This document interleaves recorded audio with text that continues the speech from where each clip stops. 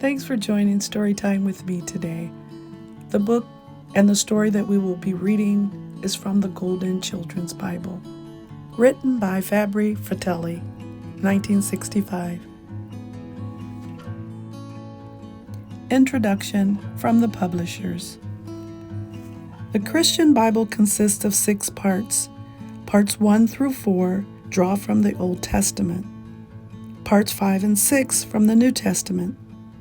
The Bible is a sacred book of Christians and Jews. It tells the story of God's dealing with men, beginning with the creation of the world. The parts of the Bible are called books, such as Book of Ruth or the Book of Kings. The word Bible comes from a Greek term meaning the books. Since the Bible is really a library in itself, containing many volumes, these books were written in the course of 1,000 years by many authors in many places, under the guidance and inspiration of God. Most of the Old Testament books were originally written in Hebrew. The books of the New Testament were written in Greek. Each book was meant for a special purpose. Some of them are historical, telling the story of God's chosen people, the children of Israel. Others are prophetic, speaking of things which are still to come, of the hidden things in God's plan for us. Others were written to teach wisdom or give advice. One of them, the Book of Psalms, is simply a collection of sacred hymns once used in the temple worship. Others are almost novels and even contain love stories, such as that of Ruth, or tell of heroes who saved their people like Moses. Every page of the Bible is alive with every sort of people, alive with words and deeds. And some of these people are saints and heroes, and many are ordinary people. Some kind, some cruel, some weak, and some strong. The Bible and history have often cast light on one another, each helping to explain or confirm what the other says. With the Bible as a guide, archaeologists have been able to find lost cities and uncover many ancient ruins. Starting with the beginning of the world, the story of the Bible covers several centuries and lands, teaching generations after generations that there is a divine plan in history and a purpose in human life. For the Christians, the Bible has 2 principal divisions, the Old Testament and the New. Neither can stand alone.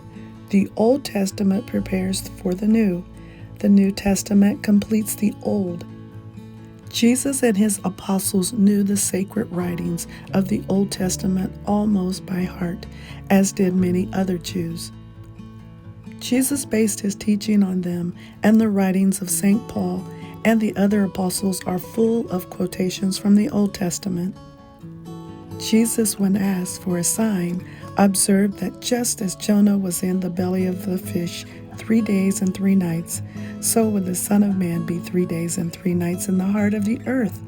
And like Jonah, he would come out again. In the beginning of the New Testament are found the 4 Gospels which tell the story of Christ's earthly life. There are 4 books for 4 authors, Matthew, Mark, Luke, and John. But as they contain one message, they are here combined as a single story. After the Gospels comes the Acts of Apostles, written by St. Luke, which tells about the early days of the church. Next comes various letters, the epistles, written by the apostles for the first Christians. Most of these are the works of St. Paul. Our Bible closes with a passage from the Apocalypse of St. John the Divine, the only book of prophecy in the New Testament. The Apocalypse, which means removing the veil, deals with the church struggles against evil, the final victory of Christ, and the coming of the New Jerusalem, the eternal city of God. The church has always treasured the Bible, and early Christians suffered martyrdom for it. They honored the Holy Gospel book with light and incense as though it were Christ himself, and placed it on a throne to take his place at church councils. Today, as in every age since the time of Christ, the Gospels are the fabric with which the house of Christian faith is built. The story that we will be reading from our book today is from the Old Testament. The title, The Creation and the Patriarchs. The Creation. The first day. In the beginning, God created the heavens and the earth. The earth was without form and empty. Darkness was everywhere, and in the darkness the Spirit of God moved upon the face of the deep. God said, "Let there be light." And there was light. God saw that it was good, and He separated the light from the darkness. God called the light day, and the darkness He called night. And there were evening and morning the first day.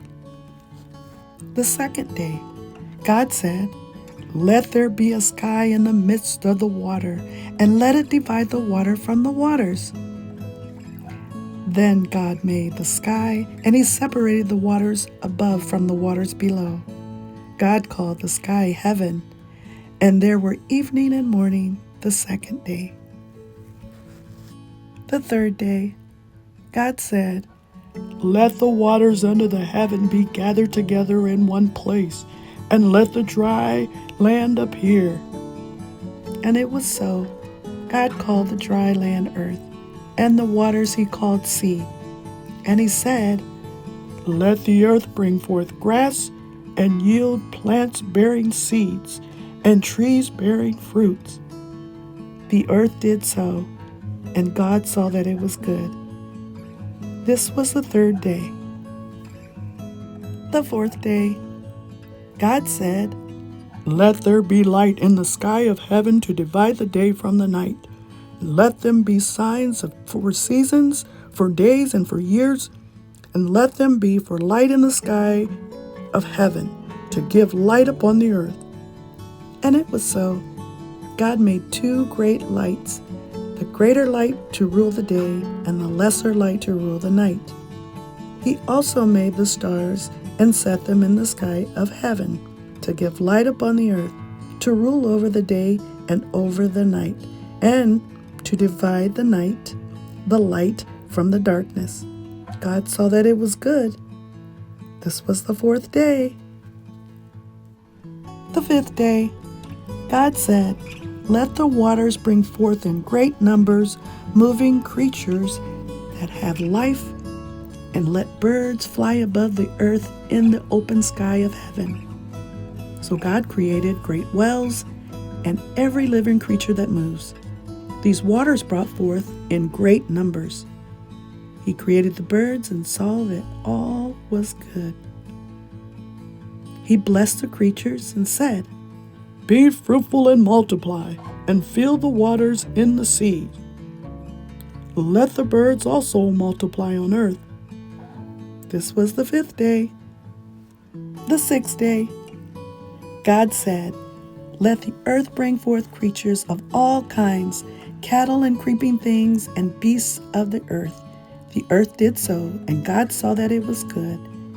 "Let us make man in our image, after our likeness, and let him have power over the fish of the sea and the birds of the air, over the cattle, over all the earth, and over everything that moves on the earth."